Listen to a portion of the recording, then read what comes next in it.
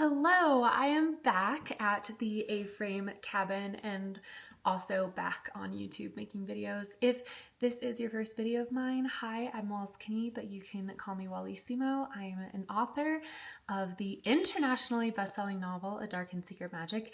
It's internationally best-selling now, which is crazy. That book is a love letter to Halloween and the autumnal season, and I'm currently working on my second novel, which is a whole lot of things, but one facet of it is that it is also kind of a meditation on the winter season. If you watched my vlog from Winter Park and where I went dog sledding and did on-site research that I uploaded back in January or February, I think, I am in that same location. I have returned because we are in mid-December, which is the exact timing of my story. At the end of January, it was good to get on-site research, but I just recognized that visually the winter is so different in December and January and February and March. Like, it's just completely different personalities, and I felt like I didn't capture correctly the town that my book is set in at the time that it is set. And so it was important to me to come back here mid-December because that is when the book takes place. But first I wanted to just catch up a bit because it's been quite a while since I last uploaded a video.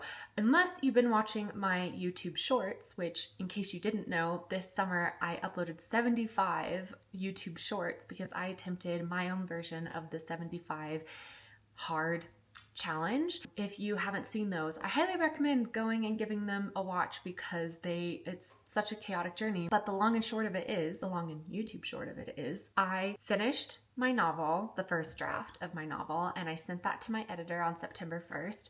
And I also really terribly injured myself to the point where I wasn't able to make a fist for 2 months straight. I couldn't brush my own hair.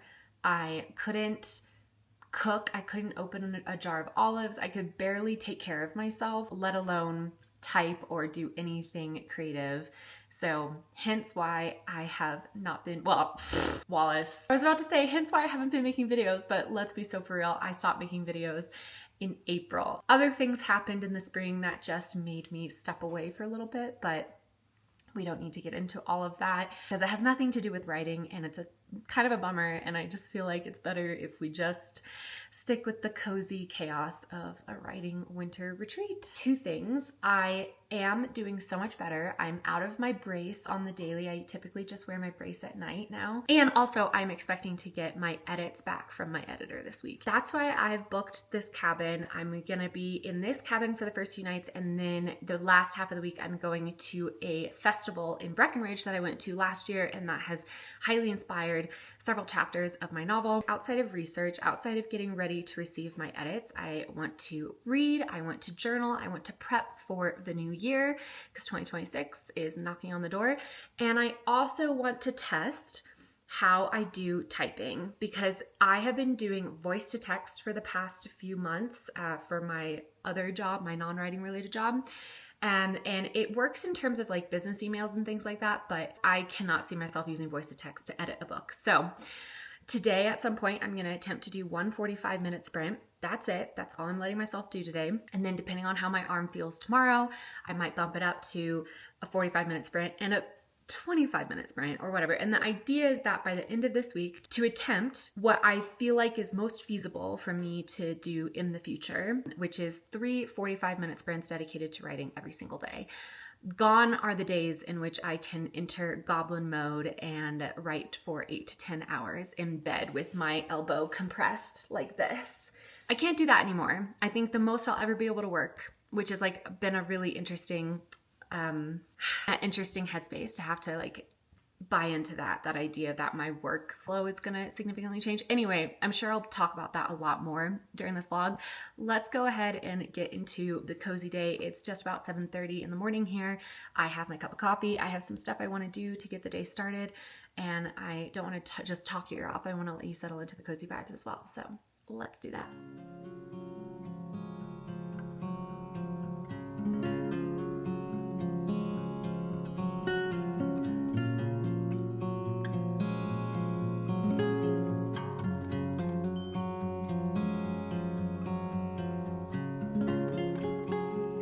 I'm gonna give you a bit of a room tour.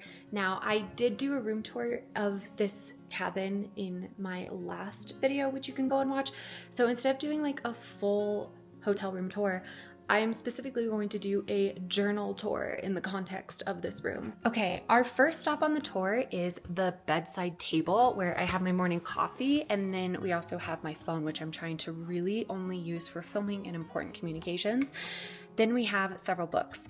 We have Rebecca by Daphne du Maurier, my line a day journal. The idea here is that I do this every night before bed. I just update it. And then we have my friend Ellie's book, Wake of Ruin, which is part of the Empire of Vanishing Light series. And I only have about 50 pages left of this. So my goal is to get this done by maybe end of today. We come over here to where I have my sparks that I'm gonna try and pull every morning. I have a spark for creativity, a spark for balance, and a spark for gratitude. And if you're wondering what that is, it's basically this box of 50 or so matchsticks, and you can pull one at random, and it gives you a little prompt or an encouragement or a task to do.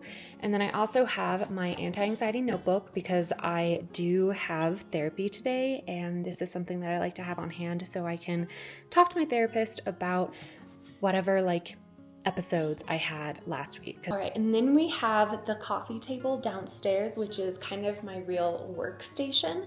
And I'm just gonna quickly go through all of the items that I brought with me. So I brought not one, but 2 different Yuletide themed oracle decks. I brought my left-hand journal. What is a left-hand journal, you ask? Well, because I lost the use of my right hand for most of the fall, I was writing exclusively with my left hand, and I thought it would be so cool to start a journal that was exclusively written with my left hand and see how far I come in terms of penmanship over the course of that journal. I have my annual goal journal where I have my 25 goals for 2025. I have not put a ton of time in it recently, so I want to update it with a lot of goals that I've completed this year, and also just refocus and see if there's anything that I can get done before the end of the year and get another goal knocked off the list. Then I have my project journal. For the working title is About You, but that is very, very much subject to change.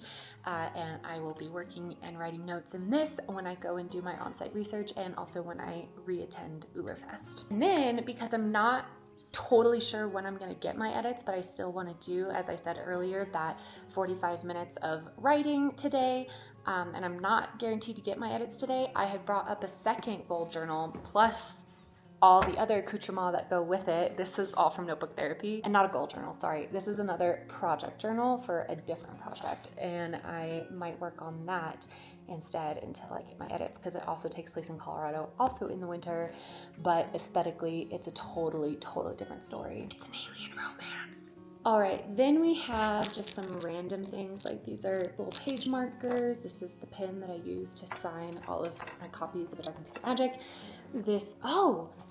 This is my mic, which I could put on. This is the camera holder thing. Oh my gosh, this thing is so funny. So this is called a Sensate, and my cousin gave this to me, and basically it vibrates and activates your vasovagal nerve, and it has all these things, and you're supposed to put it right here, and it's meant to stimulate your vasovagal nerve when you're having anxiety. So I brought this with me. 2 bags of pens. This bag is for black paged pens, so these pens would show up on black paper, and this bag is just regular. I have this bell. I love how this morphed into it. I'm gonna show you all my journals. I'm just literally gonna show you everything I brought with me. And then I have 3 books that are research books. This one is called Eroticism, Death, and Sensuality. This book is called What to Expect When You're Dead. And then this book, which is really heavy and I can't lift it with my right hand, is called Death, a Graveside Companion. And I got all of these because my new book, About You, deals a lot with death as not even as a metaphor, just as a concept. And I especially love this larger one because it has a ton of iconography in it, and my publisher is very eager for me to get them ideas for title and cover concept, and I've had to hold off because of my arm and also because I don't have my edits back. But once I get my edits back, I really want to make that a priority because they've been asking for a while for cover and title and everything concepts, and so I'm gonna have these with me, and I might even make some Pinterest mood boards or something while we're on this retreat. So settle in. I wanted to really quickly update about the sparks that I pulled today. So for my creative spark, I was encouraged to make something bad. For my balance spark, I was encouraged to do 20 minutes of something that I find sacred, which I love. I'm definitely going to be able to incorporate this. And then finally, for my gratitude spark, I was encouraged to find a partner with whom you can regularly share a gratitude practice. And joke's on you, Sparky, because I have been forcing Katie and Devesha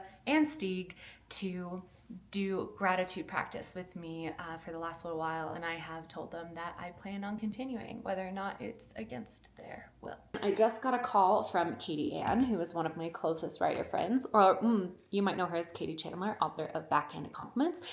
And she just got edits from her editor, and we're gonna hop on a call and discuss, because she just had a call with her editor and to discuss the edits that she got last week.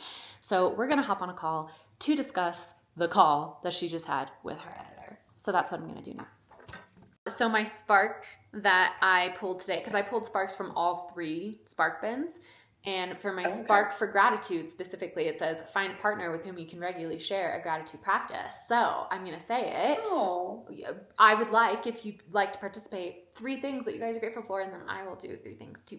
I am grateful to have found an editor who really understands my creative work and my creative vision. And I'm grateful for all my friends keeping me sane, both you guys and friends, corporal friends. And I am grateful for this cozy cabin that I'm in. This is one of the random funny things about traveling into the mountains, is the change in pressure. This is my deodorant. It's like, and yesterday when I got up here, I like unhooked my water bottle to take a sip, and it literally exploded in my face because of the change in atmospheric pressure. Woo! Always got to do sunscreen in the mountains. I mean, you should do sunscreen no matter where you are, but especially in the mountains. I'm not really feeling any like fancy heavy makeup today. I think it's just gonna be a mascara and lipstick kind of day. I'm just gonna do a lip balm because the air is so dry up here. And now it's time for me to do my physical therapy, the first one of the day. So I've got this red band that's looped on the door on the inside of the bathroom. So I'm supposed to kind of step towards where there's some tension in the band, but not a ton, because I really lack a ton of strength in this arm. And then I keep my shoulder blades really pulled together. So really tight posture. And then I'm just supposed to pull this and open it up. And we do that 10 times in a row. And then to make sure it's balanced, I do it on the other uninjured side as well. And it's so funny because I can really tell the difference in strength. Like, it's so simple and easy on this side to do it. I have like 4 other exercises that I do. I do them each once in the morning, once in the afternoon, and once before going to bed. And that is what physical therapy looks like as I recover from a writing injury. Hello everybody, my name is Mars. You can call me MG if you would like. Today I have for you a fun little tag video, but first a disclaimer. It snowed a lot.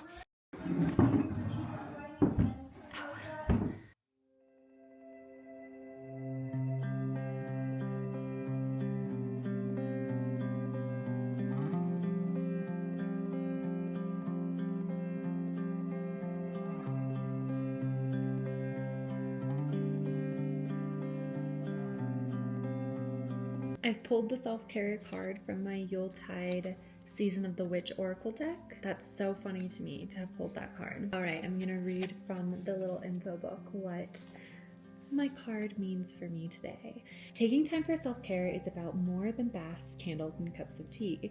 There are many ways to embrace self-care. You may need to nurture your social self-care by spending more time with family and loved ones. The most important thing about self-care is maintaining a balance across all areas of your life. Do not take these things for granted. You never know when it will be the last time you get a chance to spend with someone. You may think some things are here forever, only to find that these situations, people, connections, and opportunities have slipped you by in your neglect. Not only that, but by not tending to all areas of your life, you may find that you have felt incomplete. There isn't any one part of life that can create complete happiness on its own. I love that card. It's a little Dower. I'm gonna make sure to call my parents today. It's definitely something that I always try and be reminded of in life, is the ephemeralness of it. In fact, that's a lot of what book 2 is about. Book 2, it's my book 2. It's not the sequel to Dark and Secret Magic. It's just like my second book that I'm publishing, you know? I'm supposed to have therapy in a few minutes. I'm just waiting on the virtual call link from my therapist. I just finished some exposure, which I didn't film because it's obviously really intense. And also, like, I've filmed intense things before. Even during my 75-day challenge, I filmed myself like post panic attack. So I'm like not totally shy about sharing that on the internet. But the reason I didn't film my exposure was because, much like the particle experiments where they shift behavior based off of if they're being observed or not, I was worried that having a camera on me might affect how I reacted to the exposure, and it might be enough of a distraction where I feel like I wasn't doing myself a service by filming. So I just finished. It was really, really tough. I didn't actually just finish. I finished about 20 minutes ago, and then I need to take some time to regroup. Okay, I just got done with my therapy appointment. Started off a little intense, as it can often do. It's really great kind of discussing everything with my therapist and making strategies for how to work with exposure and other things that I'm working on right now for the next few weeks, since it's going to be a few weeks until our next appointment because of the holidays. So it is now 1 p.m. in the afternoon, and I'm gonna go ahead and get my shoes on, get my coat on, get my backpack all loaded up, because it is finally time to go and do what I came to Winter Park to do, and that is to drive roughly 1 hour north to Grand Lake and do an on-site visit for my location of About You. And I will be listening to the About You playlist in the car as I do this, and I will be enjoying myself.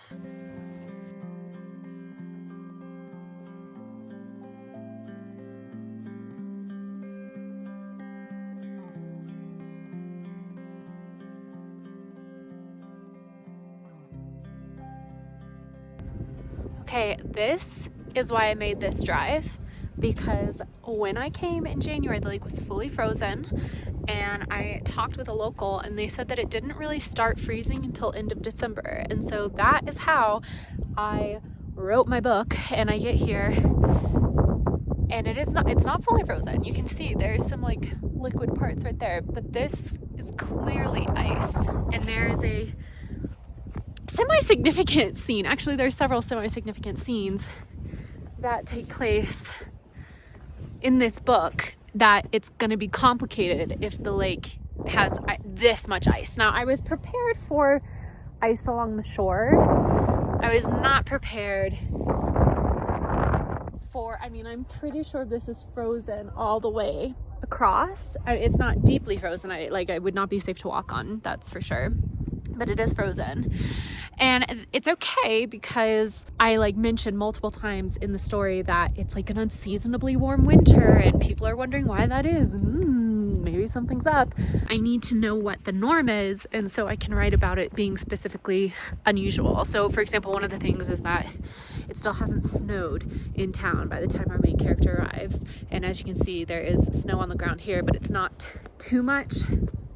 So again, I think I can get away with the unseasonably warm element of it. Can you see those? They're like frozen bubbles in the water. That's really cool. The sound. Are you kidding me?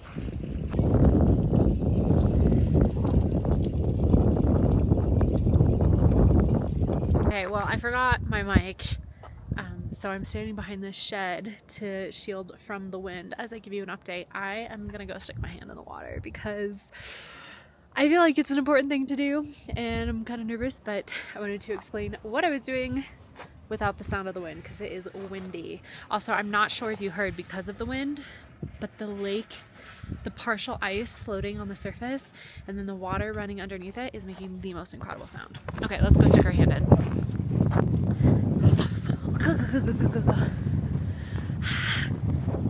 It's cold. Whoa. Crazy. Okay. I can do it. Oh my god. It's like frozen solid. I wasn't expecting that. Oh my gosh. Oh, that's really cold. Okay. Oh, that's really cold. Oh my god.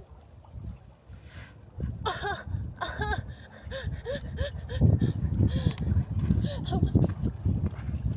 Wow, I'm rethinking a lot. That was so cold. And that was just my hand. Everything hurts. Oh my god. My body rejected that. I'm gonna go and do my 20 minutes of sacred time now. I'm gonna sit on a bench on the dock by the water and look at the mountains and just sort of meditate off camera because that feels more sacred to me. The one thing I'm taking away from this is that I'm really glad that I ultimately decided to create a brand new town to write about, heavily inspired by this part of Colorado, but not like a one-for-one comparison, mainly because the environment isn't serving the story the way that I need it to. Not just about the weather and the lake temperature and everything like that, but also the view of the mountains that my character has and all sorts of stuff. So, heavily inspired by this town, but not inherently based off of it.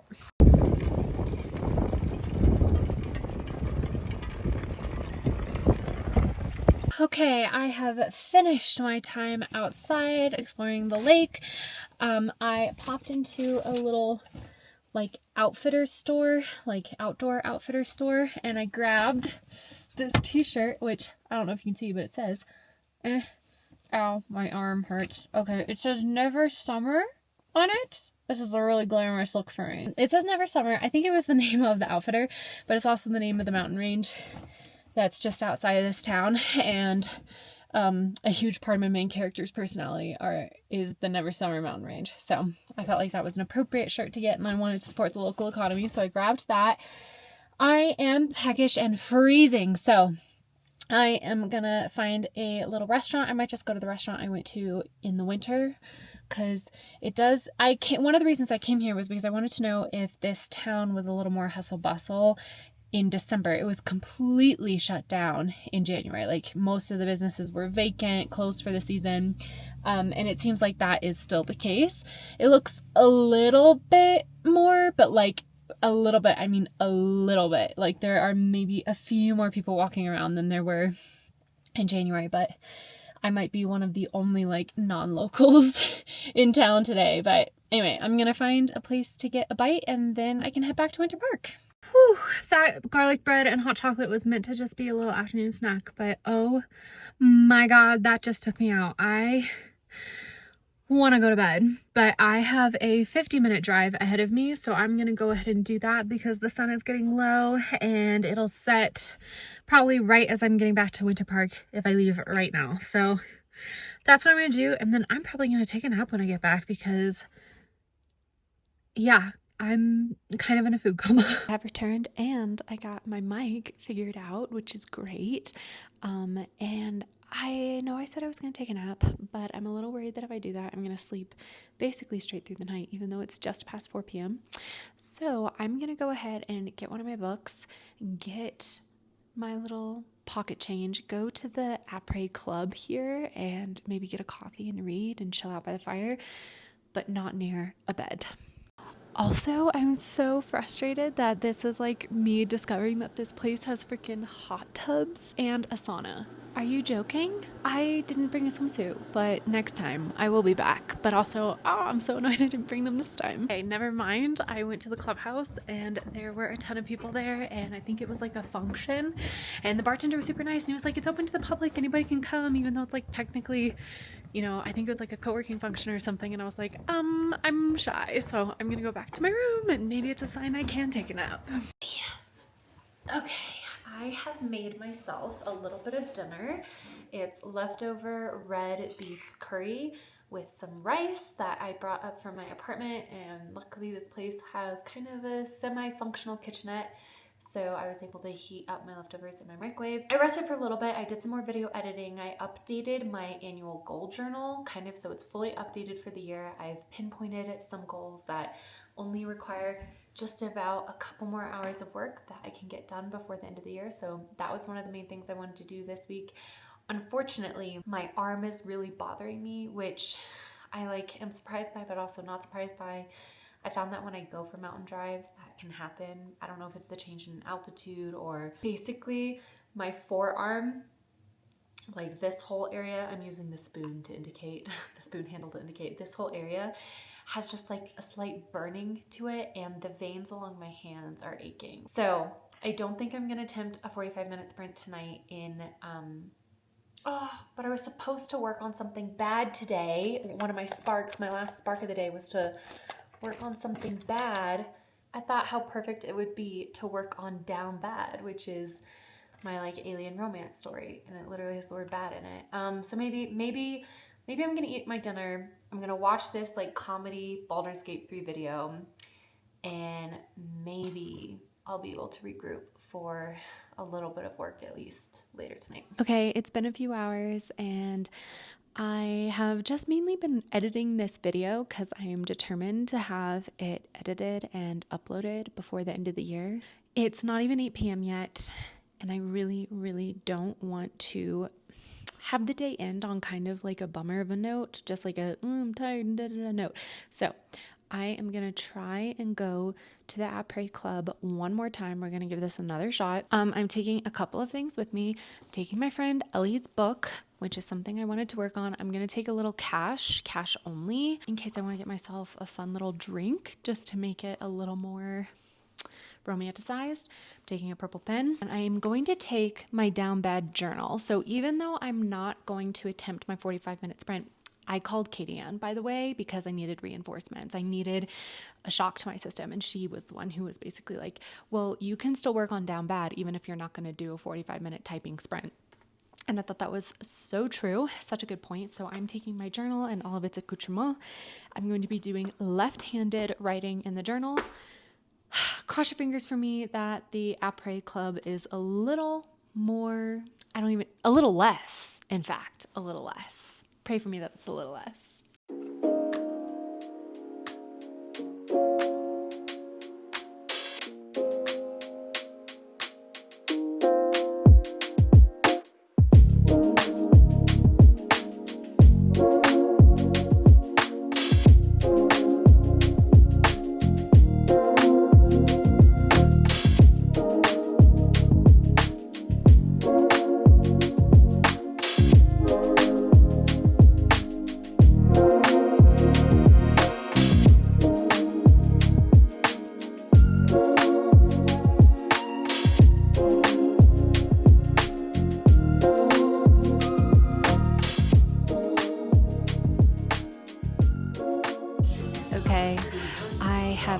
Reading, and I have done a significant amount of plotting for Down Bad, which is good.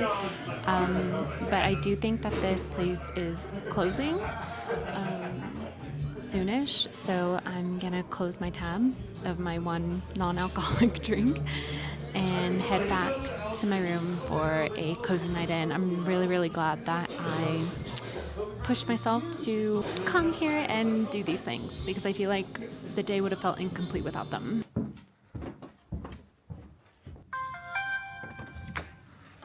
They didn't make me pay for my drink. The guy was like, I'm not gonna charge you for hot water, lemon, and honey. And I was like, oh, okay, well, thanks for letting me hang out, I guess. I'm gonna get changed into my pajamas. I'm actually going to pack because we have a high wind warning for tomorrow and kind of tomorrow late morning. So I want to hit the road before it gets too windy, because there's a really treacherous switchback on the way from Winter Park to Breckenridge, and I'd prefer to not be doing that in 80 to 90 mile per hour winds. So I'm gonna get packed tonight so that way I can leave first thing in the morning. But then once I get packed, I'm, like I said, gonna change into my PJs. I'm going to do some skincare, maybe put on some eye patches or something. I think these are technically meant to be used in the morning, but oh well. I pulled the self-care card today. Hot take, I've never worn eye patches before, so I don't know if I'm doing this right.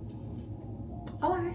All of that to say, I do think I'm gonna go ahead and end the vlog here. I know I said that this vlog was going to be me at Winter Park and at Breckenridge, but as I have been uploading the footage to my computer all day and doing edits, it is now turning into a massive day in the life. And I just feel like it's gonna be more economical to split this up into 2 videos. So thank you so much for watching my day in the life of a writer on a research retreat in Winter Park in Grand Lake. And stick around if you want to see part 2 of this trip, which is me going to Breckenridge and celebrating Ullrfest. But until then, go be happy, go be healthy, and go write. Bye.